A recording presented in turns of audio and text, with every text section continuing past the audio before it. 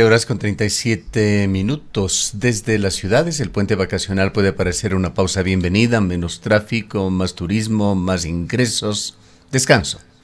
Pero en el fondo también opera como una maniobra de despresurización, particularmente en esta ocasión. Dispersa la protesta, reduce la visibilidad de las movilizaciones, fragmenta la capacidad de convocatoria en espacios urbanos, particularmente una forma de enfriar las calles sin enfrentar el conflicto. La inquietud, la interrogante es qué pasará en los sectores rurales, en el Ecuador profundo, cómo reaccionarán comunidades rurales, organizaciones de base, sectores precarizados, pues las demandas que han motivado el paro siguen vivas. Damos la bienvenida al licenciado Juan Cubi, experto en temas de desarrollo, analista político que participa en varios medios de comunicación digitales con sus comentarios y análisis semanales. Licenciado Cubi, bienvenido. ¿Cómo mira usted el desarrollo, el futuro del paro con esta perspectiva, este horizonte que se perfila la próxima semana con una situación que por parte de el gobierno se la crea con un largo feriado nacional? Bienvenido. Buenos días, Gustavo, gracias por el espacio. Mire, le escuchaba el otro día una dirigente indígena que hacía una diferenciación entre las movilizaciones del 2019, del 2022 y la de ahora, y decía, hoy no estamos en un levantamiento, es solamente un paro.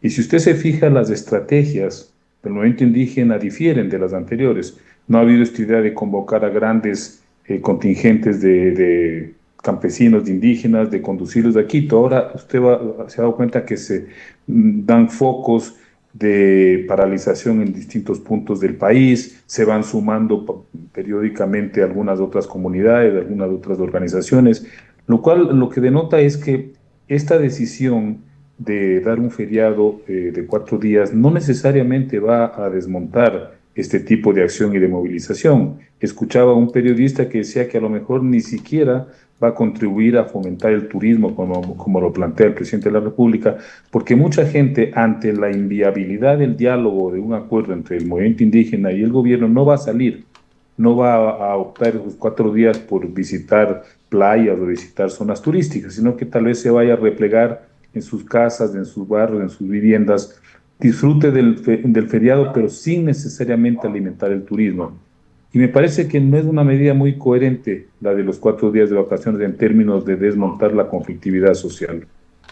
Ahora el gobierno también ha jugado sus estrategias. No solamente nos referimos a este tema del feriado nacional, dividió los focos de atención instalando oficinas de la Presidencia de la República en La Tacunga y de la vicepresidencia en Otavalo, situación que ha concentrado de alguna manera la protesta social justamente en estas provincias del norte del país y ha afectado también económicamente de una manera mucho más directa, más fuerte que el resto del país. ¿Qué es lo que va a suceder también con esta otra estrategia del gobierno que ha quitado de alguna manera o ha disminuido como foco de importancia a la capital de la República?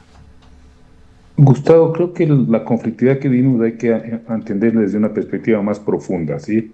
Esto que usted señala son estrategias, son medidas para tratar de manejar políticamente la crisis, pero ahí hay un problema de fondo que no está resuelto en el país, que es el tema indígena.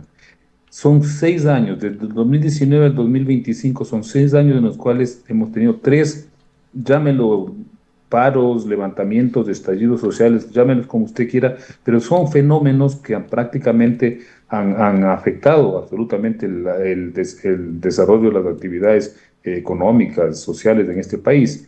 ¿Y eso qué significa? Que prácticamente es un tema que sigue sin solución, es un tema que no tiene una clara estrategia de parte de las autoridades, del poder, del Estado para su solución. Sigue ahí atorado el tema de las demandas y las reivindicaciones del movimiento indígena. Estamos hablando de un movimiento que congrega en cualquier circunstancia a más de 1 millón de personas que están demandando una serie de respuestas que no se han dado. Y ¿qué es lo que veo ahora con el tema del diálogo? Es que propuesta de intermediación de la Iglesia Católica y de Naciones Unidas tiene una limitación. No se olvide que ya lo hicieron hace 3 años, en el 2022, el gobierno del presidente Lazo, y para el movimiento indígena probablemente eso ya no es suficiente. Pues van a decir, bueno, nos sentamos, dialogamos, pasamos 3 meses en las mesas, no hay soluciones concretas, no hay acuerdos puntuales. ¿De qué va a servir otra vez la mediación de estas instituciones que son absolutamente respetables?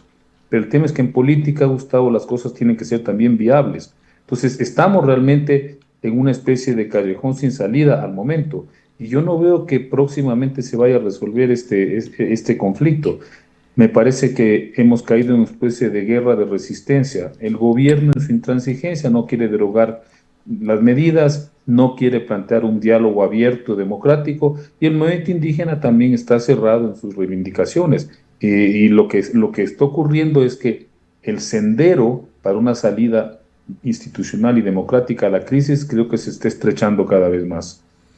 Hay, más allá del propio paro y de lo que está motivado con esa elevación drástica del precio del diésel, desigualdades enormes que continúan vigentes en el país, que más bien se han profundizado ligeramente, pero se han profundizado en los últimos meses.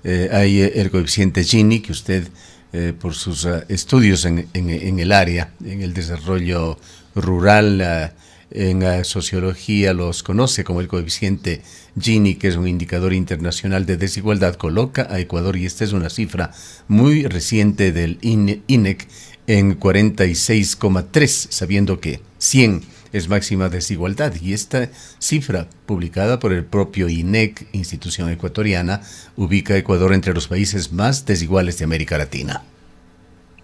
Y si usted a eso le aumenta los indicadores en el mundo indígena, es aún peor la situación. No sé cómo estará el último reporte de desnutrición, pero recuerde que en el último informe había provincias en zonas indígenas donde 1 de cada 2 niños adolecían de desnutrición crónica infantil, lo cual significa que tenían empeñado su futuro. Entonces, esos temas que son lacerantes, pero que son absolutamente presentes y concretos, no han sido ni asumidos ni mucho menos resueltos por una política pública. Entonces, claro, usted le pide al movimiento indígena que se siente a dialogar únicamente para intercambiar criterios que no tengan salidas y soluciones concretas, y es difícil convencerlo. Es en 6 años, tercer levantamiento o estallido, como quieras llamárselo, en el cual siguen latentes prácticamente las mismas demandas. Ahora obviamente se ha sumado la del diésel, pero recuerde que con Moreno fue el alza de los combustibles, lo que también, digamos, desencadenó el paro, la movilización nacional. El tema es dónde podemos encontrar una salida viable a esta crisis, que no es Bien. una crisis únicamente por la ineptitud o los límites del gobierno, es una crisis del sistema Así político, es que una Gustavo la situación muy venimos difícil por arrastrando la que desde hace está mucho pasando tiempo. Ecuador. Permítame aportar con algunas de las cifras de que usted señalaba de desnutrición crónica infantil. Afecta a las comunidades indígenas del centro del país, de provincias como Chimborazo, como Imbabura, con un índice de 1 de cada 3 niños que padecen de desnutrición crónica infantil en el país. En cuanto a otra cifra muy importante, decidora de Ecuador, la pobreza multidimensional a nivel nacional se coloca en un 40,8%. El 26,6% de esta pobreza multidimensional se concentra en las zonas urbanas, el 71% en las zonas rurales del país. Bueno, creo que lo que usted acaba de señalar, Gustavo, ratifica este problema de desigualdades estructurales, viejas, históricas, ¿no? El tema es cómo salimos de esas deficiencias que son vergonzosas para cualquier país democrático. Y obviamente, si hay una propuesta de un movimiento que está exigiendo respuestas al Estado, los responsables de las políticas públicas que no se dan, entonces estamos, claro, frente a una situación de crisis permanente y de convulsión social inminente, que es lo que está ocurriendo en los últimos años. Ahora, la respuesta de economistas en términos generales señalan que las soluciones para Ecuador no son paralizaciones que afectan finalmente a todos los ecuatorianos y terminan afectando también a los más pobres de una manera más drástica. Me refiero a los problemas de carácter económico, a las pérdidas que se generan por un paro. Y lo que argumentan los economistas es que tiene que fomentarse y posibilitarse la producción, las facilidades para trabajar, para emprender en Ecuador. Uno de ellos, el día de ayer, señalaba que Ecuador requiere nada menos que un crecimiento del orden de por lo menos el 5% anual en su PIB para poder de alguna manera permitir que se refleje también este crecimiento del PIB en bienestar para la población. ¿Cómo lo ve usted desde ese punto de vista? A ver, lo primero es, Gustavo, que mientras no se resuelvan los temas de desigualdad, el crecimiento económico no sirve mayormente para superar esos problemas profundos de una sociedad. Porque muchas veces el crecimiento termina favoreciendo a los mismos élites y a los mismos grupos de poder. No se olvide que 2 décadas de producción petrolera intensiva no contribuyeron a reducir esas desigualdades, a sacar de la pobreza a la gente. ¿Por qué? Porque ese dinero, ese excedente que producía el petróleo, que también ocurrió durante el gobierno de Correa, terminó yéndose sobre todo a los mismos grupos de poder, a los mismos sectores sociales.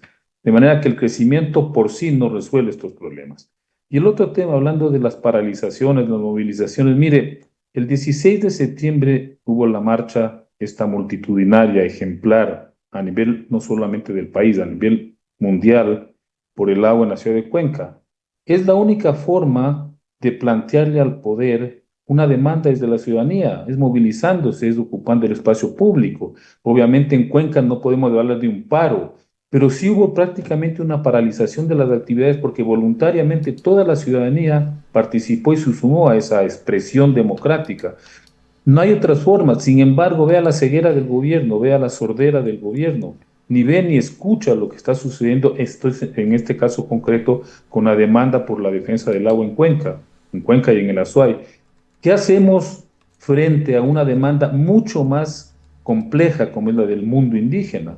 No tienen otra opción sino presionar, exigir, movilizarse. Claro, a veces eso se sale de tono porque ya la propia movilización genera enfrentamiento y genera mayores convulsiones. Pero lo que tenemos que preguntarnos, Gustavo, es hasta dónde las élites de este país, los sectores políticos, están dispuestos a asumir una responsabilidad histórica frente a un problema que es obvio, que es evidente, que es la postergación y la marginación de 1.200.000 personas que constituyen el mundo indígena en este país. Quisiera preguntarle también su visión sobre Cuenca. Cuenca tiene particularidades indudables. Tiene la clase media más sólida del país. Los niveles de pobreza no se comparan con aquellos de otras zonas de Ecuador.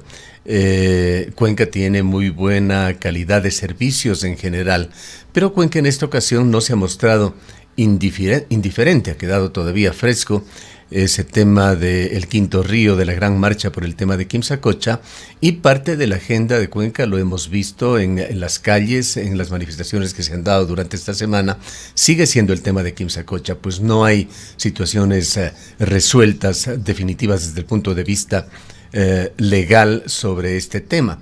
Pero hay otras agendas que se manejan también en la protesta en la ciudad de Cuenca. Está, por supuesto, el problema actual coyuntural generado por la elevación del precio del diésel y las razones para la protesta nacional. Se lo contrasta con la situación compleja, difícil que se vive en el área de la salud, en el área de la educación. Los maestros han estado en las calles, han estado educadores, han estado artistas.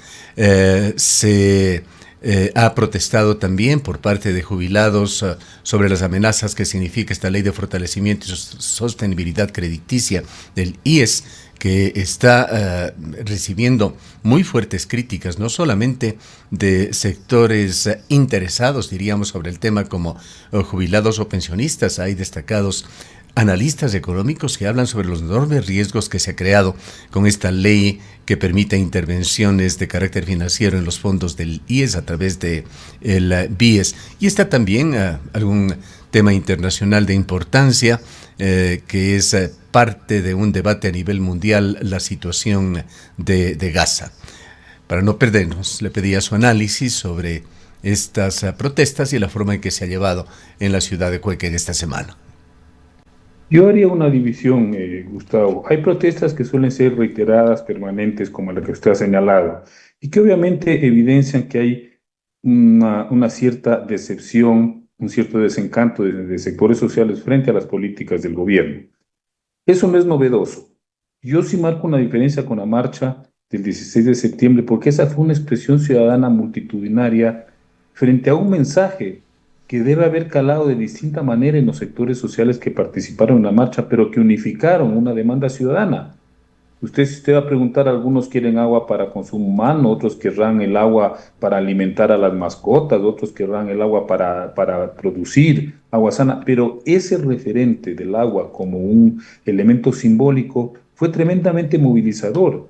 Y creo que eso es importantísimo. Yo traigo a colación esto porque hace algunos años, recuerde usted cuando la consulta por el Yasuní, también hubo una reacción ciudadana favorable para decir, salvemos ese santuario de la biodiversidad, no sacrifiquemos la naturaleza, esa riqueza de la biodiversidad en aras de la producción petrolera. Bueno, eso también movilizó y generó entusiasmo, ilusión, cierto nivel de esperanza en la población. Lo de Cuenca fue eso. Y a mí me parece que eso es fundamental porque plantea cómo se pueden generar iniciativas y agendas de carácter político, porque es una acción política frente al poder que está detrás de las decisiones de un gobierno. En ese sentido, sí marca una gran diferencia. De lo otro, claro, pero no solamente en Cuenca, en todas las zonas del país siempre existen demandas y acciones permanentes de la ciudadanía, de los grupos sociales, respecto de las deficiencias de las políticas públicas. Pero aquí me parece que tenemos algunos elementos centrales, ¿no? La marcha del 16 y ahora tenemos esta reacción del mundo indígena frente a las medidas. Son hechos que tienen otra connotación y otra dimensión. Bien, volviendo al inicio, a tratar de perfilar qué es lo que va a suceder con el desarrollo de esta protesta en la próxima semana y en los próximos días. Cabe recordar que el día de hoy se cumplen ayer se cumplieron 12 días de protesta que igualan a lo que sucedió en el año 2019. Esto fue en el marco del gobierno de Lenín Moreno, Lenin cuando se Moreno, intentó de subir Lenin el Moreno. precio de los combustibles, correcto. Eh, el tema es, se tiene en algún punto que llegar a instancias de diálogo. Y la pregunta que le dejo es, ¿cuál sería ese umbral del diálogo? ¿Qué es lo que se puede y se debe negociar entre el gobierno, la CONAIE, las organizaciones sociales? Mire, Gustavo, es complejo predecir lo que puede suceder por la intransigencia que se han demostrado de lado y lado. Con justa razón en el caso del movimiento indígena. Y es complicado porque, como le vuelvo a repetir, ya hubo la experiencia de la mediación en el año 2022. Recuerde que fueron meses de instalación de mesas de diálogo que prácticamente no resolvieron absolutamente nada. Y creo que se ha terminado desvirtuando la idea del diálogo. El diálogo no es sentarse a conversar, es intercambiar, pero para encontrar soluciones, para encontrar ciertos puntos de acuerdo. Y yo, de parte del movimiento indígena, he escuchado que de esas mesas que se instalaron prácticamente no ha habido el cumplimiento de casi nada. Entonces, el tema es, se van a dialogar estos dos actores en función de qué. ¿Cuáles pueden ser los puntos de acuerdo que permitan que esta situación de conflictividad se resuelva por ahora? Pero hay un tema más de fondo, y esto vuelvo a insistirle, Gustavo, creo que la sociedad ecuatoriana no ha tenido la decisión de asumir lo que significa el problema histórico del mundo indígena. Y las élites políticas, las élites económicas prácticamente han dado la espalda a esta realidad. Y claro, cuando aparece el movimiento indígena como un actor político, cuando presiona, cuando exige, prácticamente son 35 años de esa acción permanente y presente en la sociedad ecuatoriana, entonces esos ratos se sorprenden todos, se rasgan las vestiduras, ponen el grito en el cielo, pero tienen la decisión de tomar, digamos, la voluntad de tomar decisiones concretas, viables, para ir poco a poco resolviendo un problema que es una vergüenza para un país democrático, como es esa marginalidad de la que hemos hablado hace un momento. Claro, y estas situaciones, si es que no se llegan al diálogo, corren el riesgo de ir dividiendo más al país, de amplificar ese maniqueísmo que es tan evidente, por ejemplo, en las redes sociales, plataformas que se convierten en trincheras ideológicas, donde se replican narrativas extremas, se demoniza al adversario, se premia la agresividad sobre el argumento, alejándonos cada vez más bien de un clima deseable para llegar a ese punto necesario del diálogo. Gustavo, le voy a comentar un asunto. Estaba leyendo, acabo hace unos minutos leyendo un artículo sobre un libro de un británico a propósito del papel de las redes sociales y cómo se están convirtiendo en un instrumento de los grupos más reaccionarios y más autoritarios a nivel global, grupos de la política, como una mediación para el control de las sociedades. Y lo que usted acaba de señalar está prácticamente contribuyendo a eso, es decir, a estimular un discurso del odio, del supremacismo, de ciertas posturas de intransigencia ideológica, de que se justificar la agresión a la naturaleza, de negar el cambio climático, es decir, de esas agendas que son absolutamente antidemocráticas, autoritarias, verticales. Y eso, en eso se están convirtiendo Ya estos lo vi. espacios de Y las redes tenemos este sociales, tema ¿no? de que los famosos algoritmos, aquellos que manejan qué es lo que finalmente cada persona tiene que leer, no son temas accidentales, son temas manejados tecnológicamente. Exactamente. Y la ciudadanía, Entonces, en lugar de eso está. informarse y participar de una manera crítica, con frecuencia se ve arrastrada por estas corrientes, por esta dinámica emocional, binaria, bastante primaria. Y eso es lo que dice esta persona, este articulista, ¿no? Que eso no es posible. O sea, volver a las redes de un espacio, de un pensamiento crítico, racional, no es posible. Lo único que está haciendo es alimentando estas tendencias. Entonces, claro, eso a lo único que contribuye, Gustavo, es que estos conflictos de la realidad, ya de la confrontación política en el espacio público, en las calles, simplemente se exacerbe. Entonces tenemos ya una sociedad que está prácticamente a favor o en contra, pero de una manera totalmente beligerante. Y eso es peligroso, obviamente. Deberían pensar ambos sectores en conflicto, lo que significaría que este conflicto se prolongue. Bien, queremos agradecerle por su participación en esta mañana. Gracias, Gustavo. Declaraciones del licenciado Juan Cubi, analista político, experto en temas de desarrollo. Por años trabajé como chofer de un taxi. Soñaba